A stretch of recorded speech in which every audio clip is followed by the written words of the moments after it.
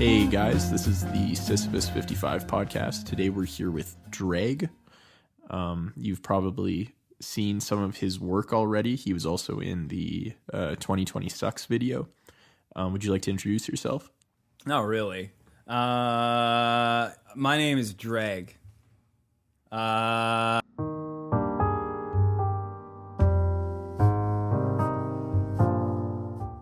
This video is brought to you by the Ridge Wallet. It's light, sleek, and industrial. It doesn't fold or awkwardly bulge in your back pocket, and it seriously changed my whole pocket situation. Most people are still using wallets designed in the 90s, carrying around old receipts, pictures of their ex, and gift cards in an unorganized mess. Not the Ridge Wallet, though. This wallet holds up to 12 cards, plus room for cash, and there's over 30 colors and styles, including carbon fiber and burnt titanium. The durable material means each wallet comes with a lifetime warranty. You could buy this one wallet and carry it for life. If this wasn't enough to win you over yet, check out their 30,000 5-star reviews. The Ridge team is so confident that you'll like it that they'll let you test drive it for 45 days. You can send it back for a full refund if you don't love it. Get 10% off today with free worldwide shipping and returns by going to ridge.com/Sisyphus. That's ridge.com/Sisyphus and use code Sisyphus. Link in description. Yeah, I'm on YouTube, and now I've finally made it onto the Sisyphus 55 podcast, which has always been a personal dream of mine. Oh, okay. Thank you. Thanks. That I'm sure. Do you want to talk about a little bit about what your channel kind of is about? I don't know. You tell me what my channel's about. What's my channel about? I mean, it's very, there's a lot going on. It usually pushes forth a sort of extremist agenda, although it doesn't really seem to matter whether that's left or right. It has some incredibly complicated character development, and there's a lot of political satire. That's kind of and it's relatively high budget, I think you'd say. High budget, yeah. I really blow the budget out with like the green screen artifacts in the background of every single one of my videos. Yep. Okay. And that's after I you just told me about your interpretation of the work. Okay. Sweet. Okay. So I think to start this off, just in general, what did you think of the recent American election?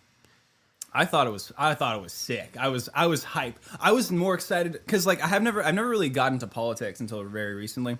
So this was the first big, zeitgeist election that I really got to, I felt like I was watching a TV series and like this was like the climax. So and then I couldn't have asked for a better result. I mean, it's complete post-truth. Like nobody can agree on what's going on, and I love that shit because there's all these liberals who think like that truth is still alive when truth's corpse has been rotting for like years and just no one noticed. Like it's dead, it's like ribs are poking out of its belly, and people are like, oh, it'll be fine. We'll just use facts and logic to convince the other side, and it's fun to see.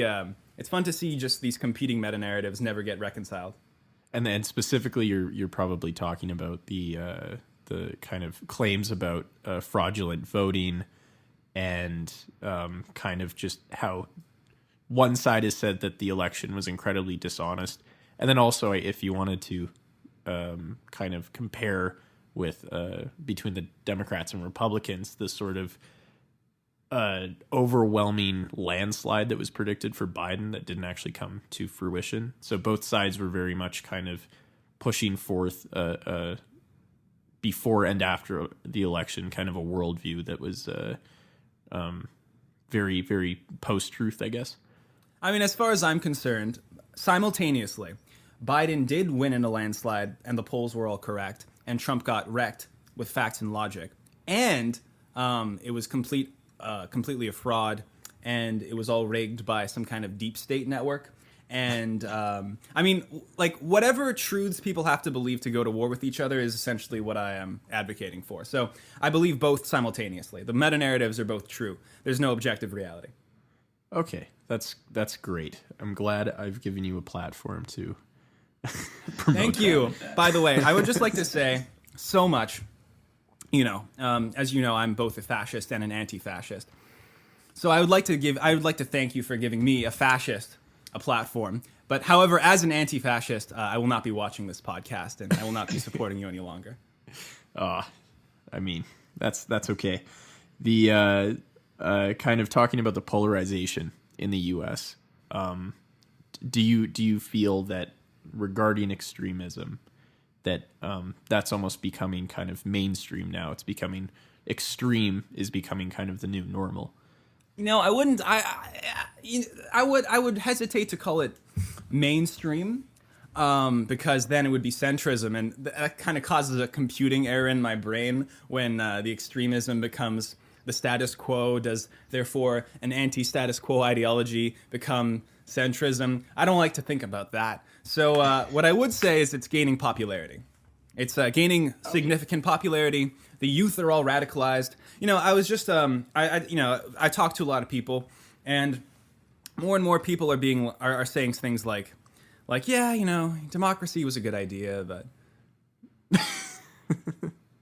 yeah, no, that's a. I mean, it's good in theory. Everyone gets a say. I mean, I guess, but then the guy I don't like gets a say. Why don't we just kill him? Yeah, no, I mean that's true. Maybe not killing the person, but that there is a certain kind of flexibility allowed in democracy where you can be incredibly highly educated, study a certain economic policy all of your life, and go to the polls, and somebody who is far less educated and is voting based off of self-interest and cares very little about the policy in general has the exact same sort of representation as you, that can be kind of a disturbing thought. That it's also kind of a compromise because there isn't a lot of other systems out there that really at least get this close to some sort of political equality. I'd maybe argue. Sure. But you're not a fan of you would, if something's for extremism, it would revolve around political inequality at its most extreme. Well, not really. I mean, you can make a pretty good anti-centrist argument that the problems with democracy is that it's not democratic enough, and that it kind of devolves into a corrupt corporatic autocracy.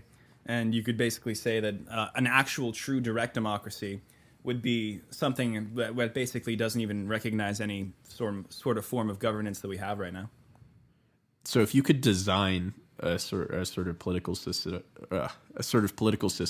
now, what would you name it, and also what would it look like? Well, there's a lot of good models. One model I'm particularly fond of is you get like a dartboard, and you know where I'm going with this. You take a dart. Yeah, I mean, yeah, that sounds like a good one. And then you throw it, and today it's state communism. Sorry, Kulaks. May as well. Do you think that it's less about how the political system is designed and more about the people within the political system that kind of assures whether it's successful or not successul?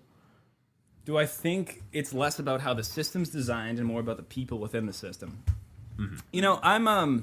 I'm not interested in people, in humans. I'm interested in ideas that possess humans. So, my focus is really, one way or another, I'm focused on the ideology. Some people have this idea of the shopping cart theory, where you can't let someone into your society unless they're the kind of person to put their shopping cart back, after they're done with it. Mm-hmm. So, that's kind of like a filter, but I view that as ideology. What kind of people? I think people are a result of the ideology of a society. People are brought about in a certain way. They're civilized in a certain way. They're given certain ideas. So, if you ideologically only let people into your society that put their shopping cart back, well, then you're only going to have people in your society that put their shopping cart back. Unless you give birth to some people who don't like shopping carts, and then you might have a new ideology. I don't know. I guess it's an okay question. Well, why do you think people fall for ideology, and maybe not even fall for it, but just that we all are kind of succumbent to I view it. in general? I view it as I'm on Tinder, and there's a lot of potential mates trying to seduce me. But at the end of the day, one of these ideologies, is gonna seduce me, and in that case, well, I guess I'm just I'm stuck. So right now, there's a lot of people are in the dating pool. They're looking around to see which ideology fits them. And those people are all doing great work. But some people think that, they're too good. They're too good to go on Tinder and try to find an ideology that suits them. And they end up just being, possessed by the lack of having a mate, which in this case is the abstract version of status quo neoliberalism, which infests those that don't have a specific political ideology, although you can actually specifically choose to date the status quo. Let's edit this out. No, this is good. You're getting somewhere. This is so like. Do you view neoliberal ideology as kind of a sort of vacuum where ideology would be? I don't even think neoliberalism is the right word for it anymore. It's some sort of amalgamation of neoliberalism, technocracy, it's not exactly corporatism. Yeah, we'll say it's corporatism. So corporatic, neoliberal, technocratic. Those are a few words that sort of hint at the general way that society goes. It's not even really that there's anything inherently wrong with any of those things. It's just that if you don't really think about it, then that's what you'll be. You'll be something that supports that group inactively. There's versions of those ideologies that are just more extreme versions of neoliberalism, corporatism, and technocracy, which I find to be completely acceptable. So, I mean, it's less a flaw with the ideology themselves and more the fact that they prop up the status quo, and so you have to just blindly disagree with it. So do you think that it's more personally and maybe politically healthy to, instead of just try to avoid ideologies altogether, to kind of realize that no matter what, you'll be ideological to a certain degree, and maybe it's better to kind of educate yourself and just be aware of which ideologies are influencing you? I think sometimes I wake up and I've got this like pit of anxiety in my stomach and I don't know where it came from. And I roll out of bed and I think, who am I? Who am I? Who am I? And then I think, oh, right. I have a note on my wall and it says, remember who you are. A fascist. Please go on Sisyphus 55's podcast and promote fascism. Oh, man. I mean, do you think that it's kind of like this, there's sort of like a self-awareness necessary in society in order to be like an informed citizen or just an informed individual, and to not just like kind of be brainwashed and just follow along with whatever sort of values and beliefs your ideology kind of promotes?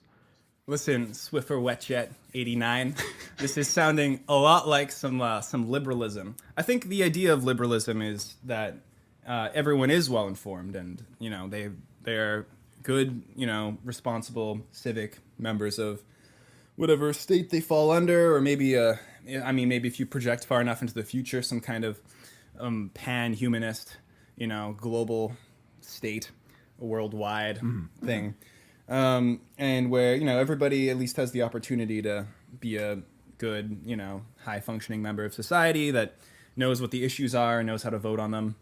I guess if you want to adopt that kind of framework, then yeah, personal responsibility is obviously important. I guess the extremist critiques of that is just like, that doesn't work out. It only kind of works in theory, and in practice it just evolves into some kind of corrupt oligarchy. Except depending on which extremist you ask, a corrupt oligarchy might be better. I don't really know. Now, do you think extremist theory works better in practice than centrist theory? I don't really care. The more I talk about it, the more views I get on my YouTube channel. So, Okay. Well, I mean, it's got to be working in practice. In practice, I think so. Like, let's say you're a centrist. Even let's say you like this current status quo, but you think there's corruption. Even then, you should support extremist ideologies because they'll tear down the structure, get rid of the corruption, and then if your ideas are so good, they'll just rebuild back how they're supposed to be, without the corruption. I mean, I feel like, anything that has been around for a while begins to rot from its core. So you have to kick the sandcastle down, and then, you can rebuild it. Maybe it'll rebuild the way that you like it. I don't know. Yeah, because you've talked about how this sort of decaying idea of truth in the beginning. So do you think that truth, or the idea of truth, has fundamentally changed in the past few years? Past few years? I think it's a process of rotting. When would it have died? Or do you think Capital it's never... Capital T truth was never real. Yeah. Okay. But there was, we had this idea of it. The thing is, I'm not one to I think if somebody, goes psychotic and has these delusions and believes in these things that the vast majority of people won't believe in. I mean, who am I to say that psychotic person is really being psychotic and hasn't just tapped into the ethereal realm, and their truth is actually more real than our truth. I mean, sobriety and sanity, we all operate off this framework, and we all see some things certain ways, but we're all sober and we're all sane, and sometimes we see completely different things. And I don't know, there's no reconciling that. Just that's people's interpretations of reality. So, well, yeah, like the way that truth just kind of in a simplistic way to put it, it works on a sort of intersubjective, like democratic process where a certain amount of people see the same thing, and generally, if it's a majority of people or a large number of people, then they can say that thing carries with it some level of truth. But you're right that if there is one, and I mean, there's many times throughout history where one person is actually, at least retroactively, we would say that they were right in some sense, and the majority of the society was wrong. It becomes a little bit difficult to justify just stating that truth is equal to intersubjectivity. And do you think now, because of this sort of polarization that's been happening, that the kind of democratic approach to truth that we've used before is becoming a lot more likewise polarized, that you have two groups of people that are seeing things so fundamentally different that have two entirely different ideas of what truth is? Would you kind of agree with that? The only part of that I understood was when you said you're right, so thank you. The rest of it, what? Intersubjectivity? Bruh, I have no idea what the you're talking about. Awesome. Do I think the democratic definition of truth is failing? Rephrase your question. Okay, so we all kind of rely on, if I see that the sky is blue and another person sees that the sky is blue, then that's like, we're both going to agree that a true statement would be like the sky is blue. And then, right. if there's 80 people saying that, yeah. Like what I'm trying to do is not only be a product of the concept of eroding truth, but also to accelerate the process.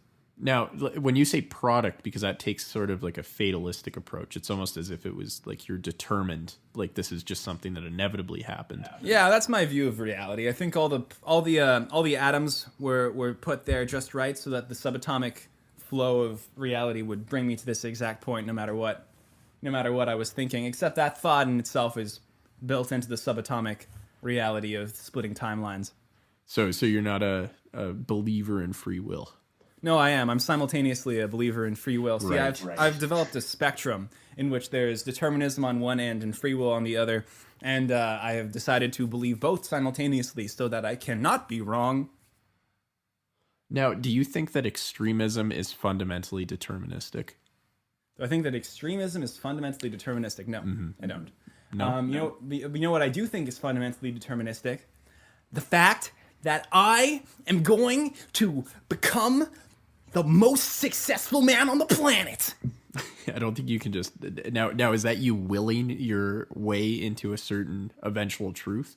Here's the thing. Here's how I combine free will and determinism. I say I have the free will to determine my own future, but it's not like once I decide what it's going to be, it just happens no matter what. So, for example, many years ago, I said, you know what? I am going to be the most successful man on the planet. And then I thought, oh shit, maybe I don't want that. But it was too late. It was already determined. So it's kind of like The Secret. Yeah, except the secret is that whoever made that has like a net worth like 100 times whatever we have. It worked for them. A good secret. Yeah. Do you think that there's any sort of like checks that I mean, first of all, do you even agree that the truth is something that should be like pursued? Like authenticity is necessarily important for human existence? Is authenticity important for human existence? Yeah, no, absolutely. I mean, you can't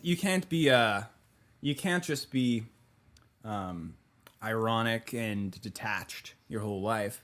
But I mean, I think detachment is a form of authenticity, depending on how you look at it. I mean, it sort of depends what you're using it for. If I'm being detached and ironic, and you're in on the joke, and everybody watching isn't on the joke, well, then it's not really inauthentic, is it? Because I'm essentially performing for you. But if I just said exactly what I was thinking and exactly what I was feeling, I mean, you might view that as more authentic, but in a way it might be less authentic because I'm actually doing what doesn't come naturally to me in order to convey myself a certain way. So that's my view on that. So you brought up the kind of important point that you can be authentic by kind of being ignorant to a certain degree, by being detached. And that kind of makes sense in the sense that if there was like a lot of crises going on in the world, maybe it would be a little bit overly idealistic that you think that by focusing on all of these things at once, that that's really healthy and leads to like some sort of like functionable human existence, and B, that you can actually do anything about all of these things.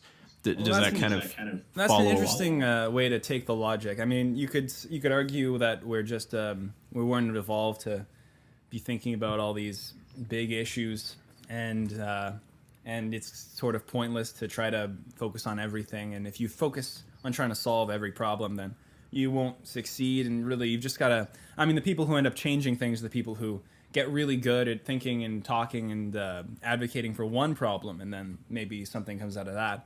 Because it has to do with commitment to a certain idea rather than just trying to fix everything all at once. Mm-hmm. Mm-hmm. But I think that's dumb, because I think you should try to fix everything at once. Centrism bad. Centrism bad. How would you go about fixing everything at once? Well, I mean, there's a lot of... I can tell you what the first step is. It would be to flip the table, so to speak. So, do you destroy everything at once? Destroy? In a way, yeah. You kill the dominant political ideology, or you accelerate it.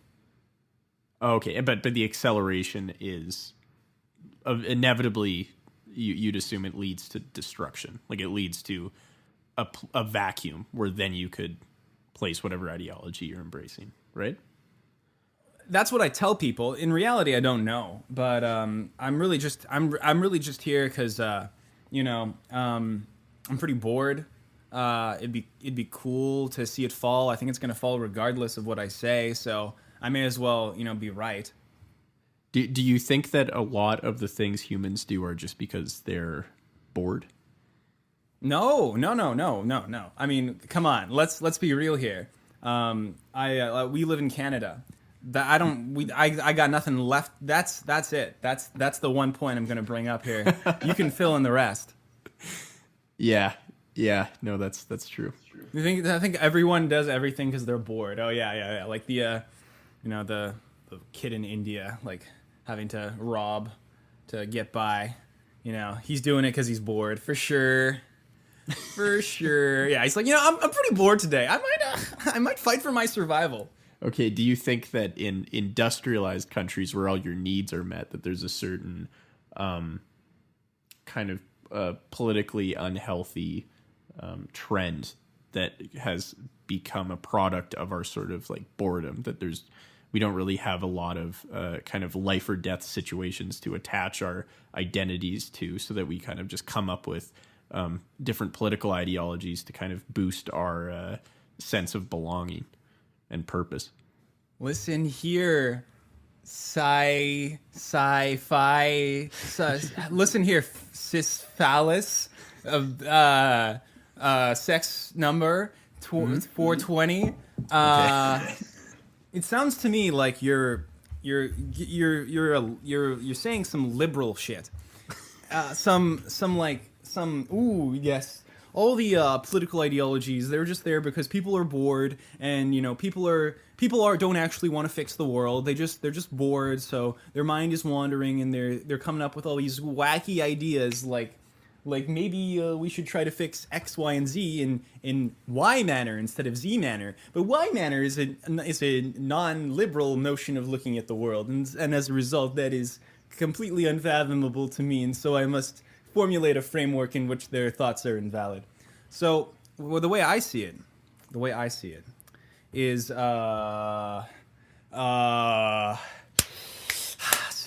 Sisyphus. I'm gonna have to. You're not gonna survive the centricide. I'm sorry, man. You can't say the way I'll see it and then not tell me how you see it, though. How I think you see it. Here's how I think you're telling me. Okay. Pitch black. Okay. That's what you see. Oh, and am I dead in this? Okay. No, you're blind. Oh, okay. You're blind, but there's a little light. There's a little light at the end of the tunnel, and it's me, and I'm floating like an angel, and I say, Sisyphus. Oh, that's scary. Sisyphus 55, please. How would you define liberalism? Liberalism is basically whatever I don't like. So if you start saying stuff I don't like, I'll call you a liberal. Yeah, no, I've noticed this. Okay, but if you could just broadly, because I kind of get what you mean in that it's this sort of, it tries to play the detached, rational thinker that believes as long as you're being fair to everybody and giving everyone some sort of opportunity for freedom, then you're on some sort of moral. The thing is, I don't actually disagree with liberalism as an idea. I only disagree with it because it is the status quo. So, like, for example, an anarcho-capitalist would probably say the same stuff about, individual responsibility, and, you're responsible for yourself, and no one else you shouldn't be responsible for anybody else, and, you could view that as a sort of extension of some of the liberal tenets, some of the liberal philosophies, and I mean, there's nothing there's nothing wrong with that, which is why I say you can either go against it or you can accelerate it, but you can't accept it as it is. The more I define liberalism, the more vantage points one has to attack my ideas because I am defining them. That's why I try to not define extremism, centrism, liberalism, technocracy, corporarity, and corporatism. And because the more I talk about it, the more it's revealed that the gaps people were filling in their own head when I said certain things is no longer accurate. So that's why I'm going to ask you to delete this podcast after you post it. Oh, well, that's we can talk about that. I mean, there's some good points being brought up so far, but would you be able to define extremism? Yeah. So extremism is what is good and based. Okay, and that was like the least biased formulation. Well, let me make it even less biased. It is what's good and based and woke and red-pilled and cool, and everything that's not it is bad and ungood and not good, and I don't like it. No. Does that help? Okay. Now do centrism. All right. So centrism. Look, now, man, now, why? At the end of the day, we're all just agents of capital on the hedonistic treadmill, aren't we? Why? I guess so. Why do you think that your sort of content that challenges centrism and whether satirically or authentically promotes extremism, I can't say, but it does so. Why do you think that that's caught such a sort of some level of popularity? On If YouTube? I had to guess, it would be because I work out. So do you think that the content that you put out is entirely arbitrary to? Yeah, I mean, I could be making content about like licking a wall, and if I just licked the wall, every day, I could keep that content up for a year. I'd still probably be getting like 10,000 views. I mean, yeah, it would decay obviously, but there would always be that loyal, supportive group of people who would die for me if I commanded them to, and I will command them to die for me. It's very nice to hear. But don't worry, mm-hmm. Sisyphus 55. Can I call you Sisyphus 55? You already have. So keep going. You can join. You can come. You can renounce your. Actually, I don't view you as a centrist. I don't view you as a liberal. I view you as a progressive, which is not a liberal. I think a progressive is someone who wants to, who believes in liberalism in theory, but thinks that it has failed in a key way, which is really living up to the idea that everyone gets equal opportunities, and you think that you have to sort of go out of your way to make those equal opportunities happen. So while it's kind of adjacent to liberalism, it's close. It has strayed from the path a little bit. So that's where I'd mark you on the political compass, somewhere in the green quadrant there. Oh, okay. Well, thank you. I've never actually. I'm in my 20s, and I recently came back from a very liberal university in a very politically divisive province. So I'm sure you can kind of relate. You just wake up and you're just kind of like, sometimes you're a little bit more to the left, sometimes a little bit more to the right. Maybe you're like that, but more extreme poles, or you're just constantly on I can't relate. The extreme end. What you're describing is a form of weakness, intellectually and morally. So yeah, no, I cannot relate. It's not that I swap left and right. I'm very consistent in my views. I always have been. That being said, sometimes I feel like I wake up and I don't know who I am, and then I know who I am, but who I am is different from who I was yesterday. But that happens very rarely, only once or twice a week. Now, do you think that by being too extreme, that in itself can be intellectually weak, since you're kind of unable to shield yourself from the possibility that there's certain things in the world that you could confront that kind of go against your worldview or ideology in a certain way, that you can kind of end up building a very weak or frail ideology that can be easily toppled over, since you've never given it any sort of doubt or criticism? No? Okay. All right, moving on. The kind of the whole sense of like what a doomer is, which you kind of touched on in your Halloween video. Do you think that that's like an accurate sort of characterization of people kind of in their teens, 20s, 30s, sort of millennial Zoomer generation, this kind of nihilistic, hopeless, to the point where they've kind of, their own identity is submerged in this hopelessness? Do you think that that's a accurate characterization of a doomer? People? Yeah, I think that's a fair characterization. And in the video, you kind of make a sort of normative claim that it's not actually that cool to be a doomer, that it's kind of a pathetic or lame identity to attach yourself to. Do you think that there's some sort of maybe next step or alternative identity for people in this generation that are living in a world that is full of a lot of perceivably bad news, kind of terrible future projections about the climate, politics, so forth? Right. So the fact that I said that in the past, that being a doomer is not cool, means that right now I have to categorically disagree with whatever I said back then and say that being a doomer is super cool. People should plug themselves in, read all the bad news, and then, at the ripe old age of 22, 23, grab a shotgun and because that's the only way you can do it. Doomers, here's my view on Doomers. I love them. They're great, and I'm one myself. And nothing can change. Nothing can be fixed. Why bother?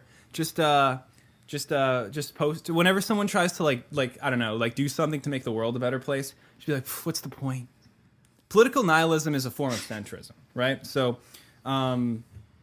believing that nothing can change and there's no point in doing anything puts you in the same class as the people who believe nothing should change. So you basically allied yourself to the centrist cause. That's why I put in the Centricide series, there's a political nihilist character who thinks that, like, well, what's the point of anything, you know? Everything will just work out, and I mean, it's not like you have any ability to do anything. And he's on the centrist team, and he's actually he zaps the narco-communist into being a post-leftist, because there are sort of two forms of nihilism you can look at. There's a centrist form of nihilism, which is lame, uncool, unbased, asleep, blue-pilled, I don't know what other fucking things there are. Unbased. I already said that, didn't I?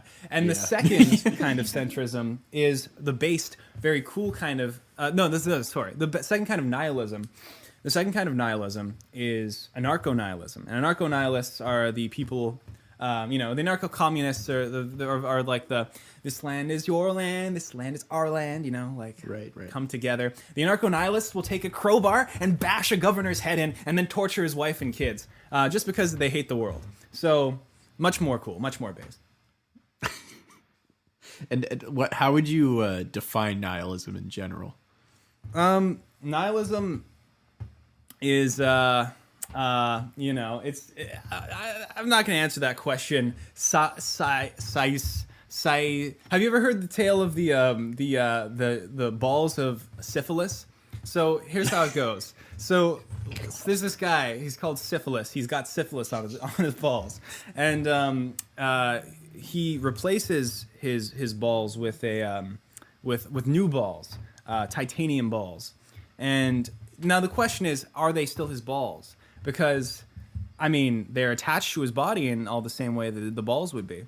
And let's take it even further. What if the syphilis was a part of the shaft of the penis, and he grew up with that? I mean, then is it like, does that mean there's an identification with the syphilis as part of the penis? I mean, those are some interesting philosophical questions. How come you haven't been talking about that on your show? I think I'm just going to have to... My mom usually listens to this podcast, and I'm just going to have to, I mean, I'll leave it in out of intellectual honesty, but I might just have to honestly, I think out.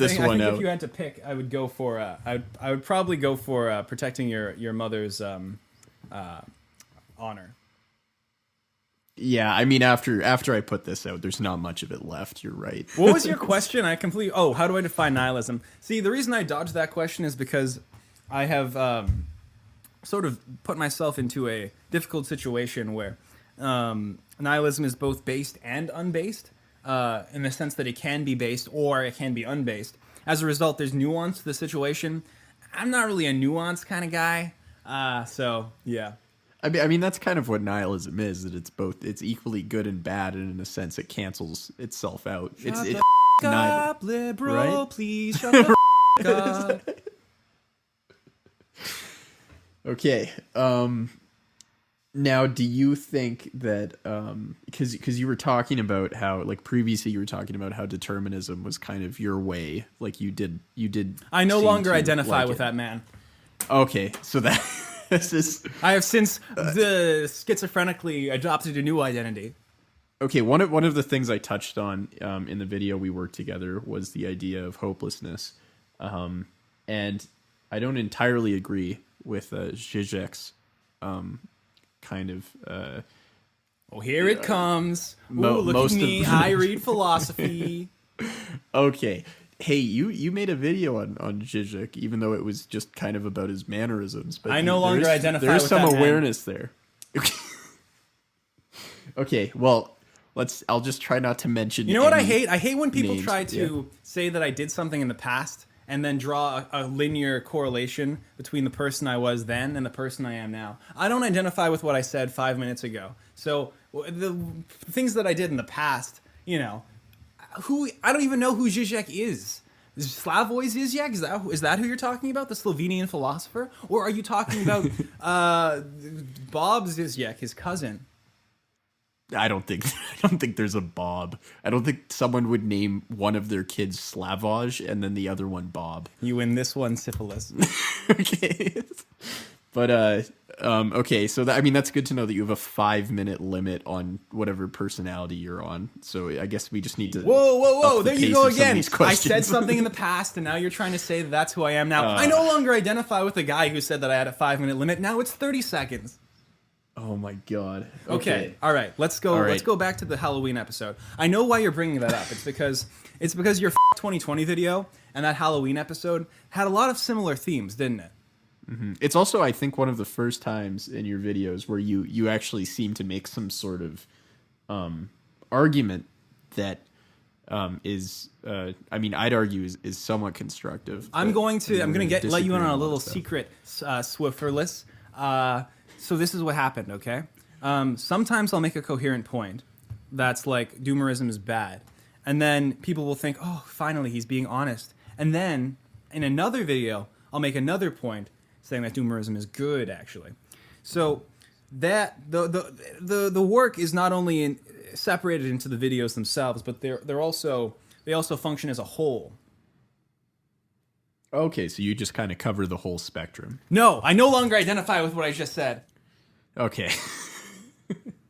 I'll stop trying to regurgitate whatever you just No. Okay, so the Halloween episode, the doomerism. I think doomerism goes against extremism because it basically says there's no point in doing anything.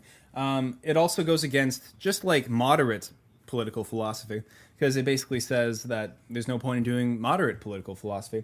And it's tempting to fall into a doomerist mindset because there is so much bad news everywhere. But if you simply look at it from another perspective, all that bad news is actually good news. And then you can live with yourself. Is it a... Oh, no. So do you think that...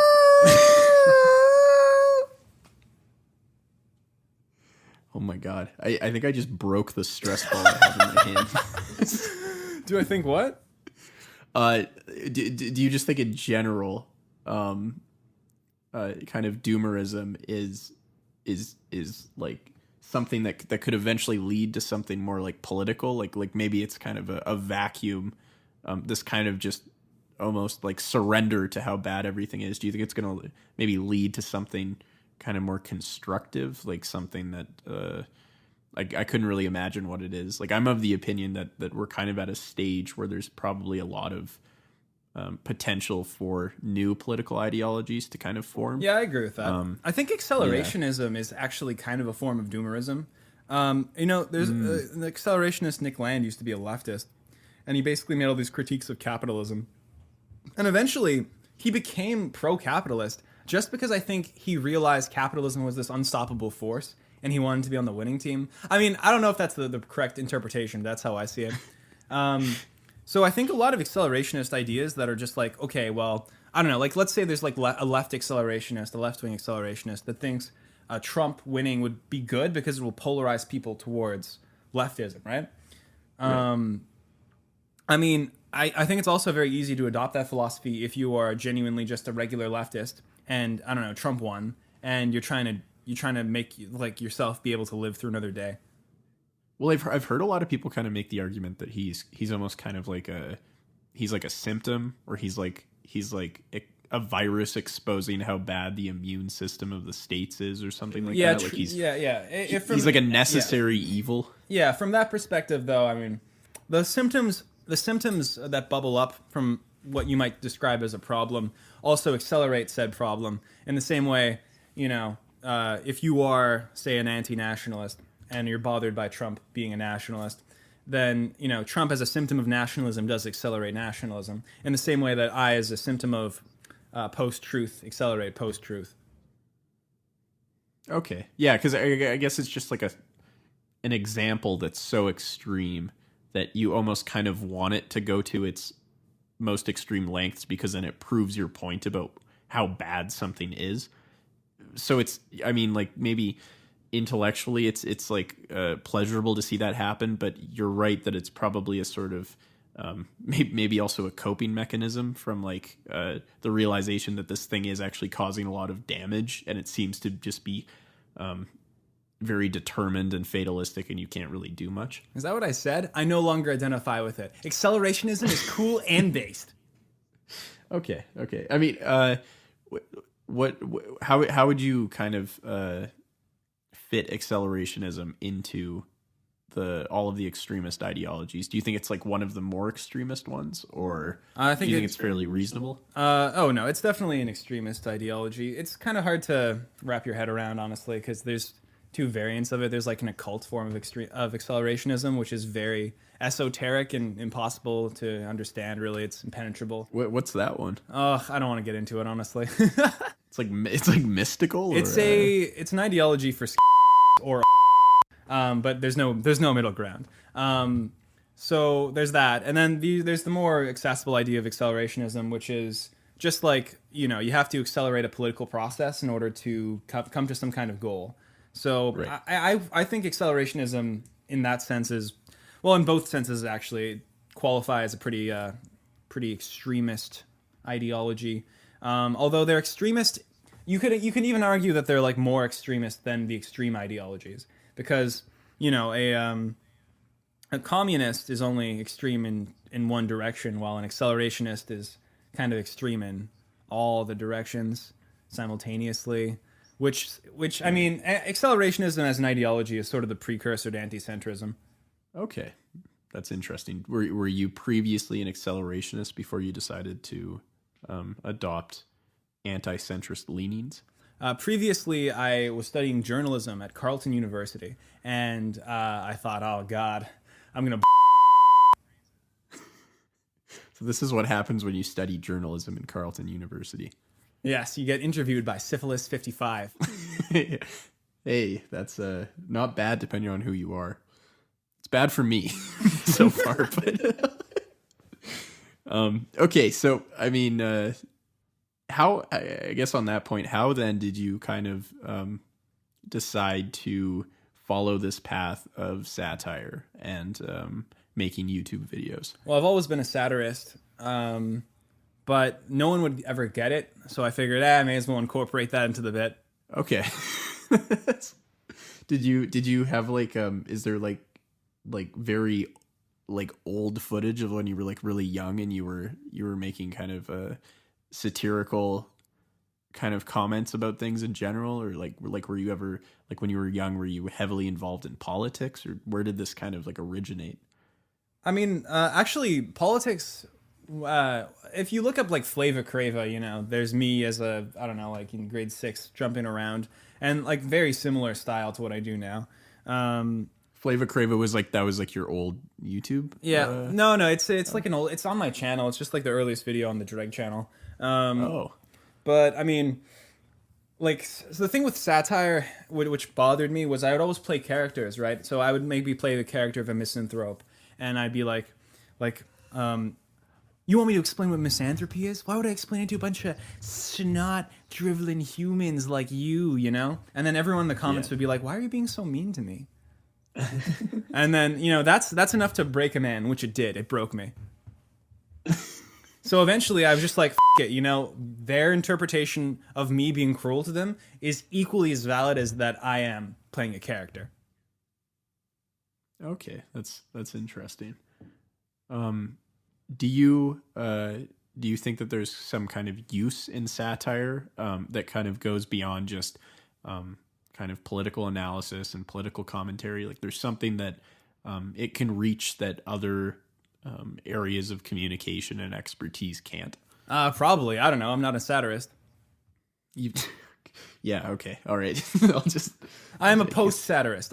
Satire uses irony as a literary device to bring attention to some kind of contradiction within a framework. So you might see Jonathan Swift make fun of rich people by saying that we should eat poor people. I do post-satire, so I employ a form of irony, which you could call post-irony or maybe meta-irony. And this form of irony is it incorporates irony into it, such that you're either moving through a layer of irony to return back to the truth, or you're getting lost in the irony into a world of pure noise, essentially. So post-satire is satire for a post-truth world in which an objective reality can't be agreed upon. So what you're kind of saying is that you're like a parody of Scary Movie 4. Yeah. Perfect. Awesome. Now, what do you think your or like how do you kind of come up with video concepts? Do you just kind of go through the news and kind of just think up scenarios where like two crazy groups of people could interact and yeah. forth, Basically what I do, there's these 4 dudes that live in the house with me. They've all got pretty different political beliefs, and they write my scripts, and I just read whatever they tell me to read. And this isn't your personalities; these are actual. It's hard to tell sometimes. Okay, all right. Okay. Oh, so there's a whole team behind the. The drag team. Process. Well, so that's where the name drag comes from. One dude is called James. One dude is called Rick. One dude is called Evan, and one dude is called Gordon. And you know they're all pretty. They're all friends, but they all politically differ. So you know they work together, and then they just feed me, and I just read whatever. I mean, I'm an actor, so you know I'll just read whatever they tell me to read. Okay, that's cool. You're an actor. So is there like have you ever had any sort of acting roles outside of? Yeah, all the time. I was in this this web series called the Turtleneck web series. If you look that up, I mean, the video of me getting interviewed has like 300,000 views on my channel, and it ran for 3 seasons. I made a lot of money, and yeah, that's cool. All right. Well, I think we're getting close to the hour mark. My mind is very broken after this. Thank you for coming on. I just want to say, if nothing else, if all I can do by speaking and talking and making art is to impart my mental illnesses onto others, then my work here is done. Oh, no. And yeah, no, I'm sure everyone listening to this will have agreed that you've accomplished the goal that you set forth. If at night you undergo some kind of psychotic breakdown in which voices start whispering to you to break down society because it's all corrupt and it all needs to go, then yeah, I mean, I think what everyone wants to make an impact on the world, and it doesn't necessarily have to be a good one. That was J-Reg. Drag. You can check out his It's pronounced channel. Greg. Wait, actually, just one last thing. How did you come up with that name? What sort of inspiration struck me one morning? That? I went to my channel, which used to be called Flavor Crava, and I was like, I can't keep calling it Flavor Crava. It's not relevant anymore. It was a video I made when I was in grade 6, and then I was like, but what can I do? What can I change it to? Well, my name is Greg. What if I changed the G to a J? All right. Thanks for coming on, and thank you for listening. See you next time. F*** all y'all.